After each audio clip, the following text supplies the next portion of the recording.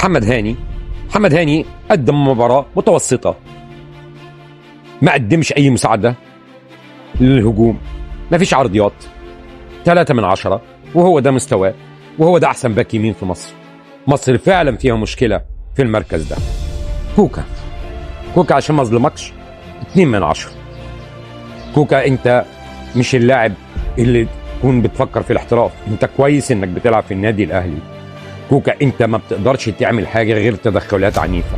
الهدف الاولاني بسبب تدخل عنيف منك على حدود منطقه الجزاء، دي منه الهدف. كوكا حاول تطور نفسك، لكن انا مش شايفك ولا في الباك الشمال ولا في خط وسط النادي الاهلي. اتمنى انك تحترف في نهايه الموسم.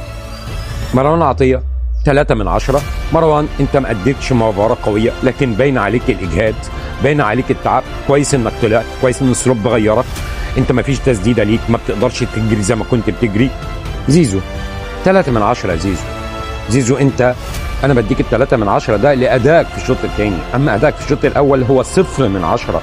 انت حتى الفرصه اللي جات لك اللي لعبها لك اوتاكا انت مهزوز، انت حتى ولا انت شطها ولا انت بصيتها لتريزيجيه، ف3 من 10 بس انك في الشوط الثاني بدات تتحسن. ديانج انت 5 من 10.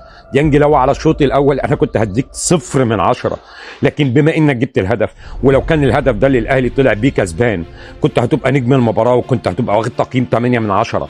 لكن فعلا انت مركز في الدوري الاسباني، فعلا سروب هو اللي بيحاول يفرضك وانك تكون موجود تلعب. انت بقيت بتحاول تأدي، ما بتبدعش. 5 من 10 يا ديانج.